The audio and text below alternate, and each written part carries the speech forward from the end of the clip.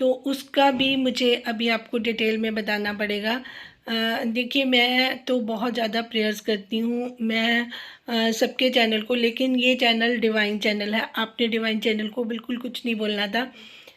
अभी कहना तो मुझे नहीं चाहिए था, ना ही मैं इसके बारे में, मुझे तो पता था, मैंने कभी इसके बारे में बात नहीं करी। लेकिन मैं आज कुछ लोगों को शायद ये लेसन जाना है, किसी न किसी को ये ज़रूर लेसन मिलेगा, तो उनके लिए बता दूं कि जब मैं कुछ नहीं बोल रही तो सामने वाला बोल रहा है तो उनको लग जाती है। इनका चैनल किसी ने उड़ा दिया और जो बड़ा चैनल था वो छोटा चैनल हो गया। अभी आप देखिए उनके पास कितने, इन्होंने नया चैनल स्टार्ट किया और उस पर कितने सब्सक्राइबर हैं। तो मैं तो फिर भी यही चाहूँगी कि उनका चैनल रिवाइव हो, क्योंकि मैंने उनको उस मामले में भी हेल्प करी थी कि इनका चैनल जो है उसको दोबारा आप करिए, उसके लिए उसको काउंटर करिए। फिर उन्होंने उस पर काम किया, अदरवाइज़ वो तो चुप करके बैठ गई थी, चलो मेरा चैनल उड़ गया। और कुछ वो भी वीडियोस पड़ी हुई हैं, जो रेगुलर वॉच करें उन्होंने देखा भी होगा कि मैंने किस तरीके से उनको सपोर्ट भी करा था। तो मैं आज ये क्लियर चीज़ें ना भी करती, बट क्योंकि मैं ये बताना चाहती थी, आप डिवाइन चैनल को कुछ भी नहीं बोल सकते। आप बोलोगे, आप कह रहे थे कि आपका चैनल बड़ा है, वो चैनल देख लिए किस तरीके से गया। और जो दूसरा चैनल है उस पर अगर मेरे 1000 होने वाले हैं तो वहाँ पे 2000 है, इससे ज़्यादा सब्सक्राइबर नहीं जुड़े, जबकि उनकी बहुत देर की मेहनत है, उनको तो बहुत सारे लोग जानते हैं, फिर भी लोगों ने सब्सक्राइब नहीं किया है।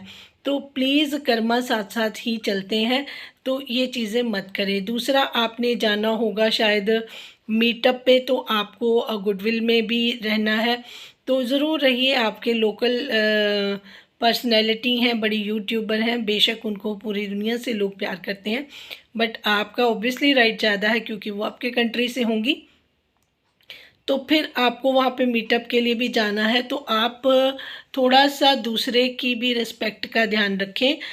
अगर हमने कभी आपके उस पर बात नहीं की, मैं तो कभी भी ना करूं कि कोई स्पेशलिस्ट है, कोई रिएक्शनिस्ट है, कोई अपने ओपिनियन शेयर कर रहा है, तो हम उनको जाके किसी तरीके से रोकें या फिर उनके दिए हुए ओपिनियन पे अपनी बात आगे रखें। तो ये मेरे लिए तो पॉसिबल नहीं है। दूसरी बात, मैंने कोई गलत नहीं की थी। कौसर वाली बात जो मैंने कंटेंट बनाने के लिए मना किया था, उसका भी रीज़न है। देखिए, जो चीज़ें मैं देख रही हूँ वहाँ तक अभी आप नहीं देख पा रही हैं, तो मैं फिर से माज़रत चाहूँगी, माफ़ी चाहूँगी आपसे कि मुझे ये चीज़ें शायद नहीं मतलब डिस्कस करनी चाहिए थी। बट मुझे जो डिवाइन का मैसेज है, मैं उसी तरीके से मुझे ये सारी बातें यहाँ पे बोलनी थी, तो मुझे बोलनी पड़ी। तो आप मेरी तरफ से, मेरा ना ही आपके लिए कोई मन में ऐसी बात है, तो रिक्वेस्ट करूँगी आप इन फ्यूचर आप भी अपने मन में कुछ ना रखें, क्योंकि मैं किसी के लिए बुरा अच्छा सोचती ही नहीं हूँ।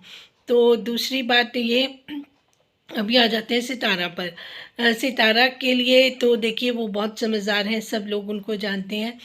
उन्होंने इतना अच्छा सब कुछ करके दिखाया है, उनका रिपोर्ट कार्ड अच्छा है।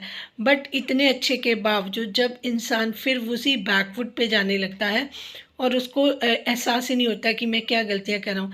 ठीक है, आपने अपनी बात एक बार बताई, उससे आपको बहुत फ़ायदा भी हुआ और आप यहाँ तक पहुँच भी गई, लेकिन डिवाइन ने आपको ये सारी चीज़ें, ये चक्रव्यूह और उसके बाद इतना बड़ा आपको तोहफा किसी न किसी चीज़ के लिए दिया है। उन्होंने बाकी लोगों के लिए भी कई चीज़ों को लेसन देने के लिए, और आपको एक उन्होंने मोहरा बनाया है कि आपको देखकर लोग सीखें। अगर आप गलत रास्ते पे जाएंगी तो फिर वो डिवाइन ही हैं जो ऊपर लेके जाते हैं और वो नीचे लेके आ जा सकते हैं।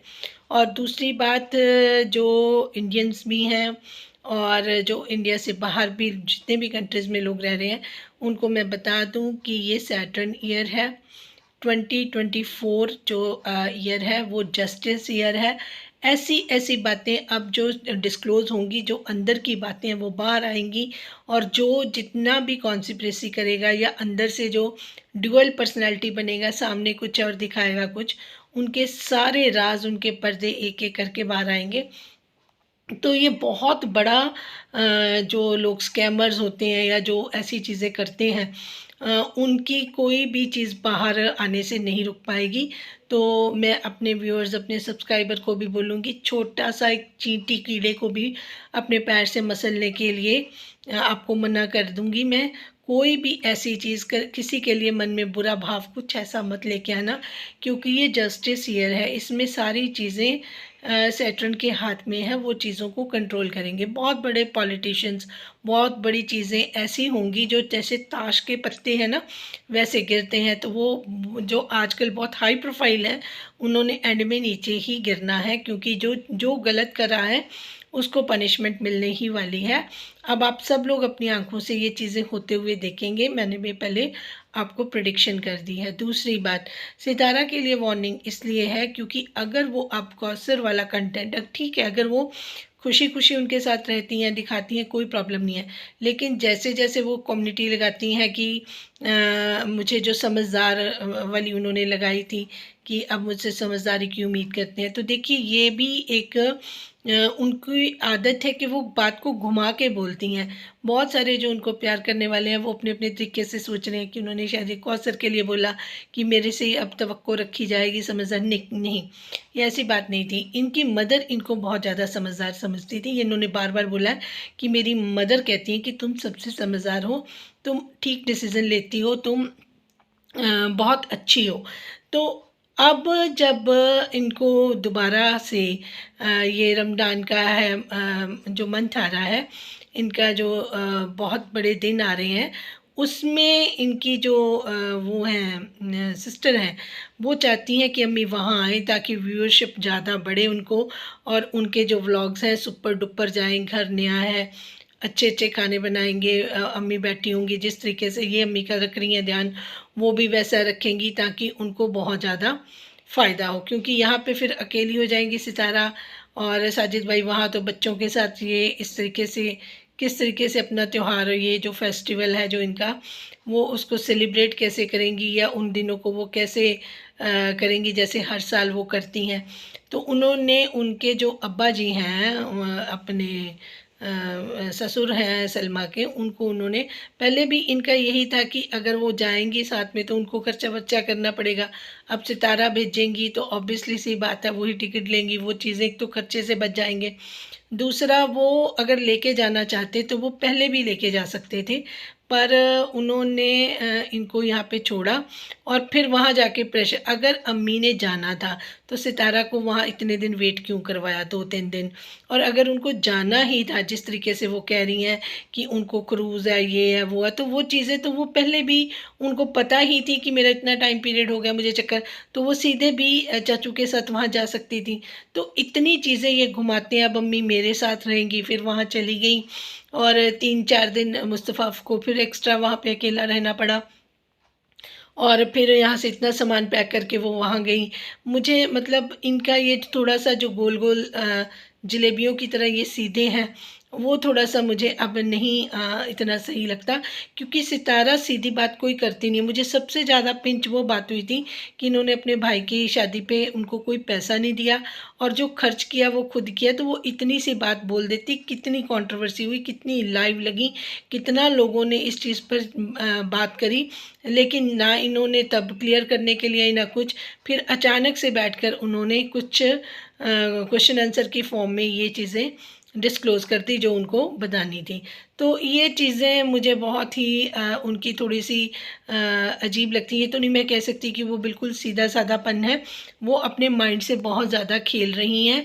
तो अब मैं उनसे ये बोलूँगी कि अगर आपने कौसर को कंटेंट बनाया या रोने-धोने वाली कम्युनिटीज़ लगाई, या अपने हस्बैंड, आप देखिए आपने खुद उनको वेलकम किया। आज के व्लॉग की बात करें, वो भी मैंने देखा, आपने उनको खुद एंटरटेन किया, उनके लिए इतनी खुशी मनाई, सेवइयाँ, पता नहीं चिकन-विकन सब कुछ उनके लिए खाना रेडी किया, और आप ऐसे शो करिए जैसे आपकी कोई बहन आ गई हो, जबकि आपके रिलेशन उनके साथ कैसे हैं ये सबको पता है।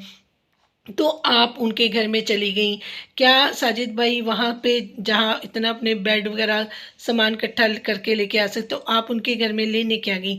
आप वहाँ पे चद्दर बिछाने चली गईं, उन्होंने खरीदने के लिए बोला होगा, तो आप खरीद के अपने घर में रख लेती। आप वहाँ जाके सजाने की क्या, जैसे आप पहले करके बैठी थी, ये सारी चीज़ें ड्रामेटिक और फ़िल्मी, इन चीज़ों से एतराज़ है, क्योंकि आप ये चीज़ें करती हैं, लोग इमोशनल हैं, उन चीज़ों से जुड़ जाते हैं और आपका ये जो है काम धंधा चलता रहता है। तो पहले तो देखिए जो आपने किया वो आपसे हुआ और वो डिवाइन आपको सपोर्ट कर रहे थे, आपकी सारी चीज़ें जो भी थी सुपर डुपर जाती रहीं। अब जो आपके साथ लोग लगे हुए हैं, जैसे नौशीन जी हैं, उन्होंने साजिद भाई को पहले इनवाइट किया अपने घर में, तो वो शाउट आउट ही होता है उनका।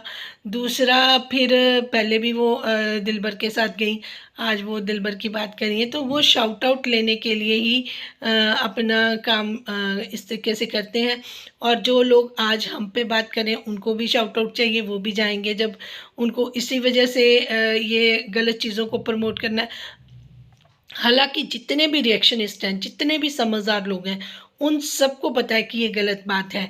एक आपने शादी एक्सेप्ट कर ली, उनका बेबी भी होने वाला, आपका हस्बैंड उनके साथ रहना चाहता है, उन्होंने उसके लिए घर ले लिया, ठीक है, वो अपनी ज़िंदगी में राजी रहे, आपके पास अपने बच्चे हैं, आपका घर है, आपके पास करने के लिए और बहुत सारी चीज़ें, आप टैलेंटेड हैं, आप क्रिएटर हैं, आप बहुत कुछ कर सकती हैं। आप कौसर को सहारा ना बनाएं। हाँ ठीक है, अगर आप उसके साथ अच्छे से रहती हैं, आप जाती हैं आती हैं कभी कभार, कोई दिक्कत नहीं है, वो दिखाए। लेकिन फिर वो रोना कि हस्बैंड वहाँ चले गए हैं जी, मैं यहाँ अकेली हूँ जी, अब मेरी मदर भी साथ में नहीं रह जी, सब डिसीज़न आपके खुद के लिए हुए हैं। तो उसके लिए फिर आप लोगों को सिंपैथी गेन करने के लिए लोगों का यूज़ ना करें, लोगों को टेंशन ना दें। देखिए लोग आपसे टू मच अटैच्ड हैं, तो मेरी ये दरख्वास्त है कि अगर आपने अब ये चीज़ें करी तो ये फिर आप उल्टी गिनती शुरू कर लीजिएगा। ये मैं आज के बाद आपके बारे में ज़्यादा बात करूँ ना करूँ वो एक अलग बात है, लेकिन आप अगर कौसर को कंटेंट बनाएंगी तो आपको लग जाएगी, क्योंकि ये चीज़ें ऐसी हैं ना कि आप दूसरे का सहारा लेके सीढ़ी बनाकर पहले आपने सीढ़ी नहीं बनाई, पहले जो कुछ भी था आपका रियलिटी था, लेकिन आपको लगा कि 1 मिलियन तक मेरी दौड़ आ गई, शायद इसी तरीके से मैं आगे बढ़ूंगी। वैसे मुझे लगता नहीं है कि आपकी ऐसी थिंकिंग होगी, बट जो आपके एक्शंस हैं वो तो यही बताते हैं।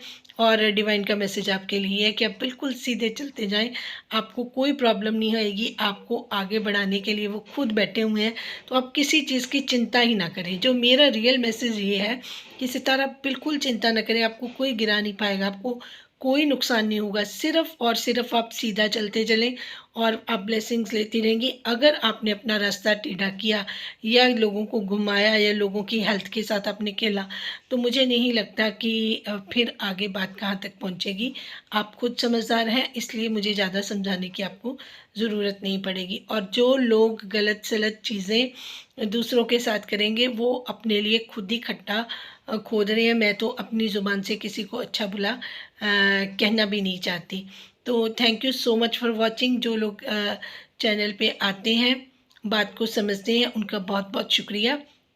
और एक चीज़ और, कल से मैं ना कुछ नेचुरोपैथी और कुछ आपके लिए जो एक्सरसाइज, सिंपल एक्सरसाइज मैं आपको बताऊंगी, जो आपको एनर्जी भी देंगी, एनर्जेटिक होंगी और आपके हार्ट के लिए, ऑर्गन्स के लिए बहुत ही, आपको उसके लिए कहीं नहीं जाना, चाहे आप एक जगह पर बैठ के कर लेंगी, तो वो मैं आपको कल बताऊंगी।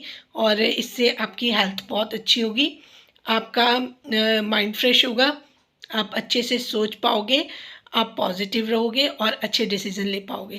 Thank you so much for watching. आज मैं थोड़ा डिस्टर्ब थी क्योंकि ये जब मैंने सुना था उनके उसमें ब्लॉग में, लाइव में, तो मैं बहुत हर्ट हुई थी कि कोई किसी के बारे में इस तरीके से कैसे बात कर सकता है कि आप अपने हस्बैंड की शादी, हमारे इंडिया में ये कल्चर ही नहीं है कि एक एक दो दो शादियां कर लो या करवा दो या इस तरीके से कंटेंट बनाओ, ये तो बहुत दूर की बात है।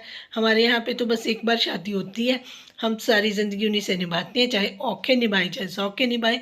तो ये तो हमारे यहाँ पे कल्चर ही नहीं है, ना इस तरीके से हस्बैंड सोच सकते हैं ना वाइफ सोच सकती है। तो हमारा तो कल्चर ही डिफरेंट है बाजी, हम तो इसमें कुछ कर ही नहीं सकते। Thank you so much for watching.